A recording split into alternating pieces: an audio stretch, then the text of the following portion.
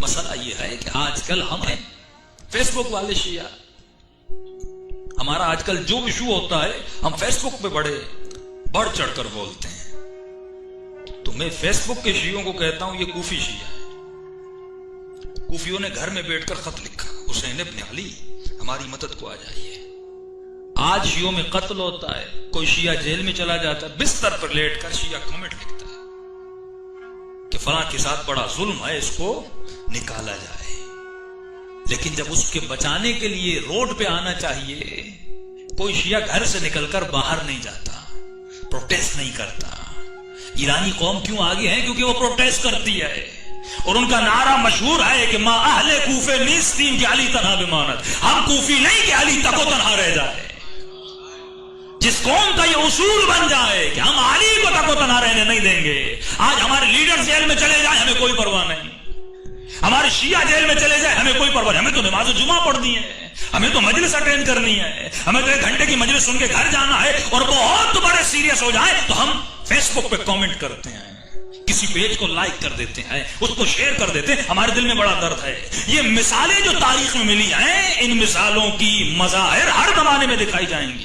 کہ معصوم فرماتے قرآن قصوں کی کتاب نہیں ہے. مت سمجھنا کہ یوسف کا قصہ تھا، ابراہیم کا قصہ تھا، اور حسین ابن علی کوئی کہانی تھی کربلا جو تمہارے سامنے آئی. فرمایا یہ رول ماڈل ہے. اور قرآن نے اگر خدا ابراہیم کا واقعہ بتا رہا ہے تو بتانا چاہتا ہے اگر ابراہیم کے راستے پر چلو گے تو آگ میں جانا پڑے گا، اگر آدم کے راستے پر چلو گے تو جنت سے نکالا جائے گا، اور اگر حسین کے راستے پر چلو گے تو جوان بیٹے قربان کرنے پڑیں گے. اگر حسین کے راستے پر چلو گے تو کربلا میں جانا پڑے گا. اور علماء اخلاق فرماتے اگر آج کی رات کسی نے ارادہ کر دیا کہ مجھے حسین ابن علی کے راستے پر چلنا ہے، کہ کل وہ تیار ہو جائے تو اس سے وہی قربانی لی جائے گی جو حسین سے لی گئی تھی. رہبر معظم نے جب یہ کتاب لکھی، مرد طویل سالے 200 سال کی زندگی اہل بیت کی انہوں نے ایک کتاب میں اکٹھی کر دی تاکہ شیعہ پڑھے.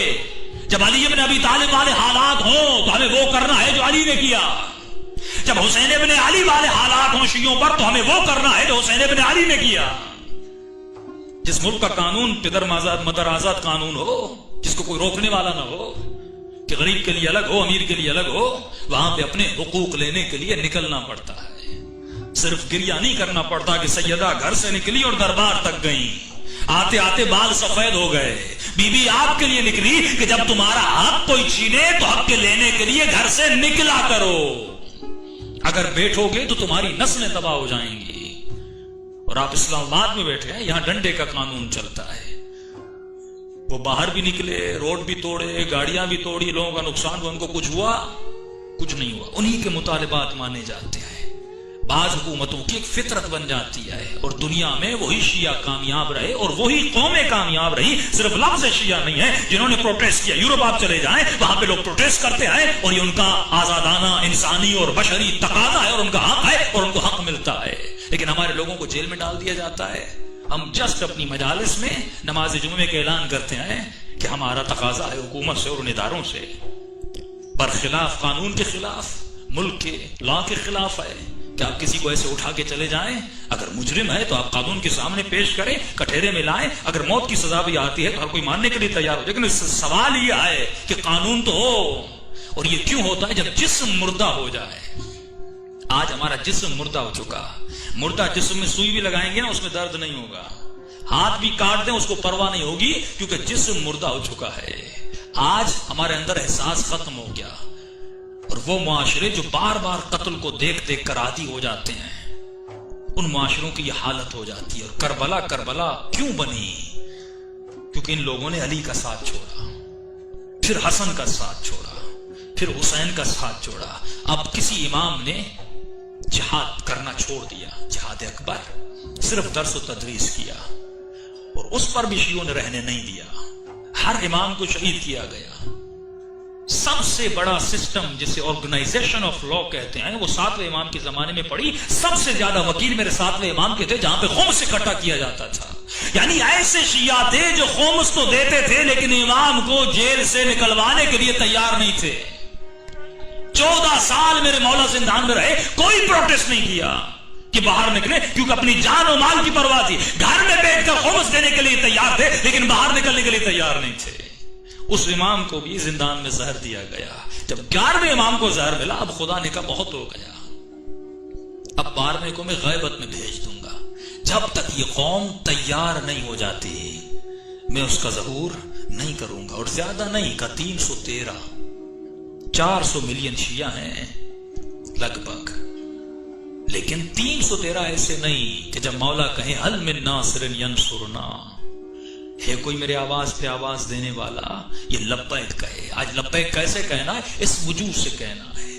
جب تک اس وجود پر امام کی حکومت قائم نہیں ہو جاتی، جب تک یہ ہاتھ ایسی اطاعت میں نہیں آتے جیسی اطاعت امام چاہتے. اب جملے سنیے امام رضا کے کہ مولا سے پوچھا کہ مولا آپ کا شیعہ کون ہے؟ 2 مثالیں مولا نے دی. پہلی مثال امام فرماتے ہیں ہم اور ہمارے شیعہ ایسے ہیں جیسے سورج اور سورج کی کرنیں. آپ کبھی سورج کی کرن کو سورج سے جدا نہیں کر سکتے. جو کرن سورج سے جدا ہوئی وہ اندھیرے میں بدل جاتی ہے. جیسے بادل بیچ میں آتا ہے کرن ختم ہو جاتی ہے. تو فرمائے ہم اور ہمارے شیعہ جدائی ناپذیر ہیں. اور فرمائے کبھی تو کمرے میں بیٹھا ہے سورج کی روشنی آتی ہے، تو سورج کو نہیں دیکھتا، روشنی کو دیکھ کر سورج کی آمد کا پتہ لگ جاتا ہے. ہمارے شیعہ ایسے ہیں جب تو ان کو دیکھے گا ہماری آمد کا پتہ لگے. دوسری مثال امام نے دی کہ ہم اور ہمارے شیعہ ایسے ہیں جیسے تو اور تمہارا سایہ. آپ سوتے ہیں سایہ سوتا ہے، آپ اٹھتے ہیں سایہ اٹھتا ہے، آپ جھکتے ہیں سایہ جھکتا ہے. سایہ اپنا ارادہ نہیں رکھتا، جو بدن کا ارادہ ہے وہ سایہ کا ارادہ ہے. فرمایا ہمارے شیعہ سایہ ہیں، ارادہ ہم کرتے ہیں، جھکتے وہ ہیں. ہم چلے تو چلتے ہیں، ہم رکے تو رکتے ہیں، ہم سوئے تو سوئے. کیا مطلب؟ یعنی شیعہ اپنا ارادہ نہیں رکھتا، اس کے ارادے پر علی کے ارادے کی حکومت ہوتی ہے.